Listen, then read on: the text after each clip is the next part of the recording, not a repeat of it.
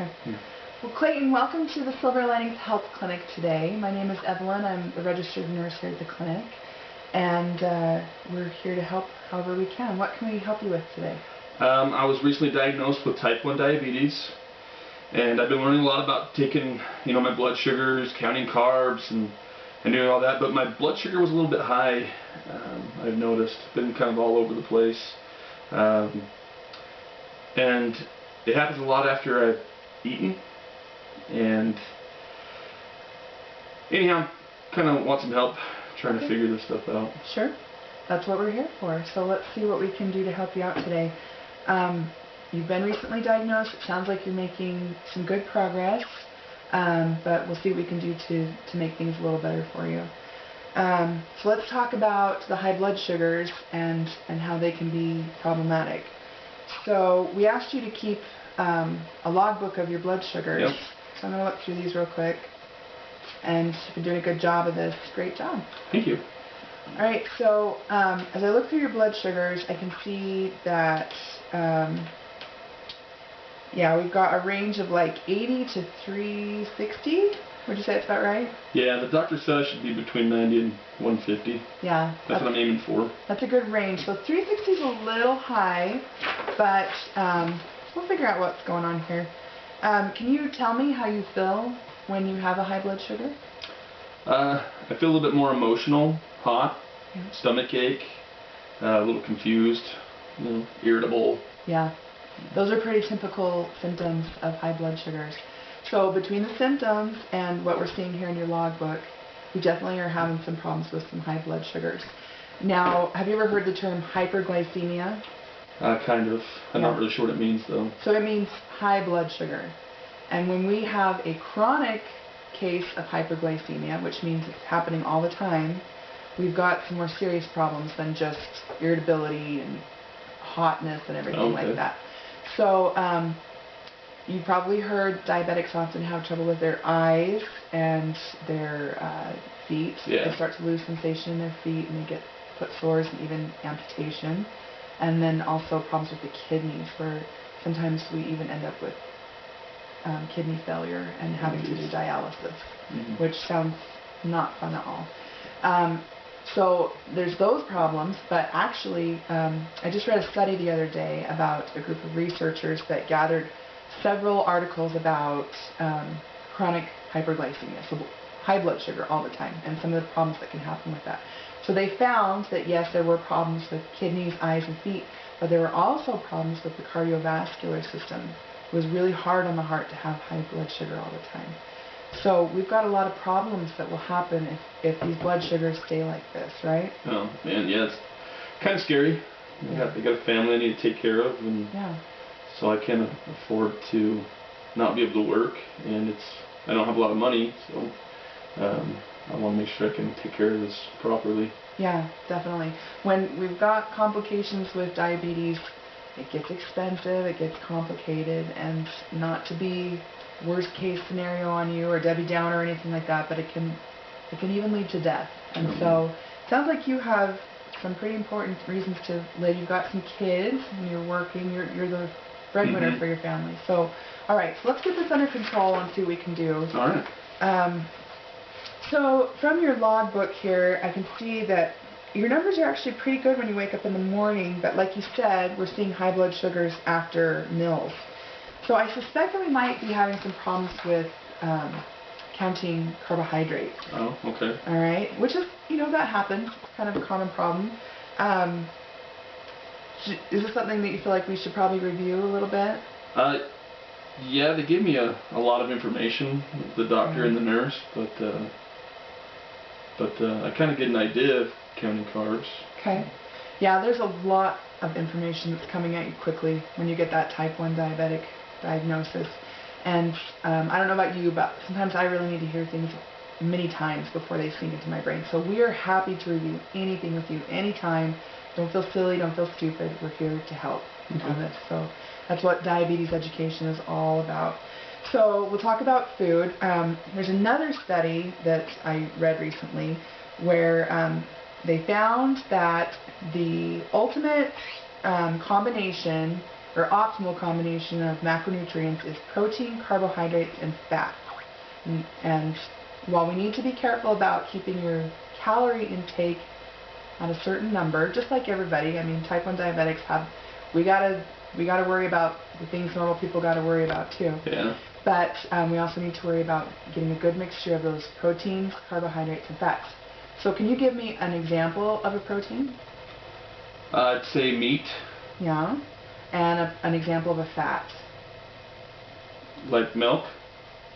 There is fat in milk, but there's also carbohydrates in milk and protein. So that's kind of a combo. But what about just a straight fat? Cheese? There's protein and fat there too. Something like maybe like avocado oil or olive oil. Those are fats, and those are actually really healthy fats too. So can you give me an example of a carbohydrate? Like pasta. Yeah. Bread. Yes. Very good. Potatoes. Yeah. So there's all kinds of different carbohydrates. You learn about them in school. Complex and simple carbohydrates. We want to go more for the complex. This is more like our multigrain bread and our whole grain cereals and our fruits and vegetables. Those are carbohydrates as well. But no matter what the carbohydrate is, you want to make sure you have enough insulin to cover it. When I say cover the carbohydrate, do you know what that means? Do you understand what I'm saying? Enough to break it down. Right, exactly. Very good. Insulin helps our body. Since your pancreas is not producing insulin like other people's pancreases are, we need to have that insulin put in to help break that food down so our body can use it for energy. Very good. You got a good grasp on this. I think we don't have too much to do here. We'll just review it a little bit. So, have you seen this before? I don't think I have. Okay, there's this great website called choosemyplate.gov, and it will help show you. There's a lot of variety on this plate, and so this is a really great visual. It'll give you a lot of ideas on what good grains, fruits, vegetables, proteins, and dairy choices would be. As a type 1 diabetic and a male patient, you're looking at getting about 60 grams of carbohydrates per meal. Oh, okay. And I know we talked before about the packaging, and you have a good grasp of that, looking on the packages of food for how many grams of carbohydrates are in there. And did we give you this book as well? Yeah. Yeah, so you're familiar with this. Will help you to count those carbohydrates. Okay, great. There's a lot of great resources. We'll send some home with you. Okay. If you need more, just let us know and we'll get those for you.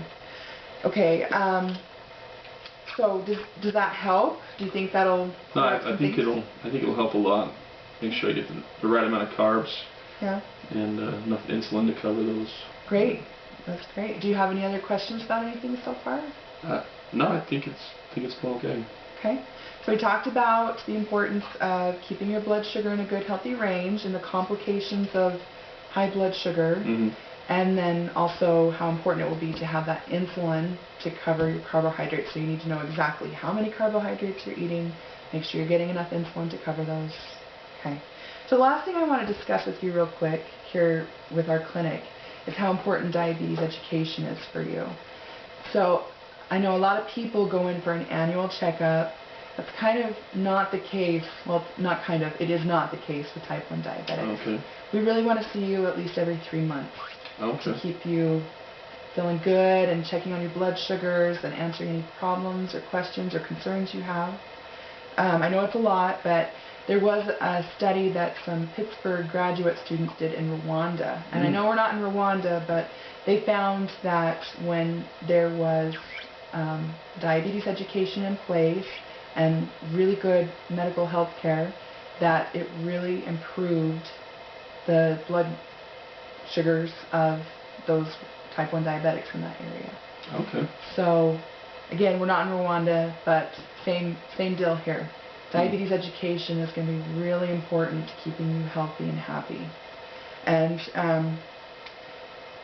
when you come, we'll be taking some blood work every 3 months. We'll be doing that A1C test. We've talked about that. Yours was really high when you were diagnosed.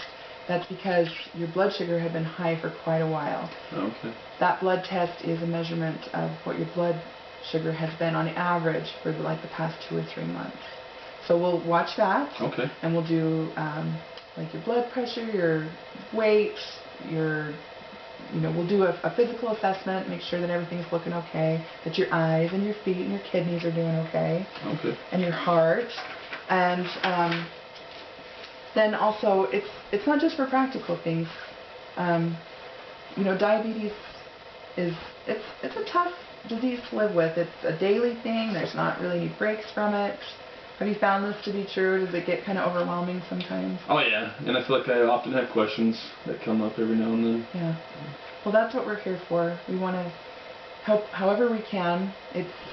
We really try to take a holistic view here at our clinic. We want to take care of both your physical needs, but also, any mental or emotional needs you have. There was a study done in Sweden where they interviewed several type 1 diabetics, and they found that type 1 diabetics really appreciate having someone to talk to that understands their medical condition. A lot of the general population just kind of doesn't get it. Yeah. And so we know what you're going through, what you're dealing with every day, and so we're here for you, and we want to hear the good, the bad, the ugly, all of it. All right. I appreciate your willingness to help me. Sure. Yeah. Any other questions that you have at this point?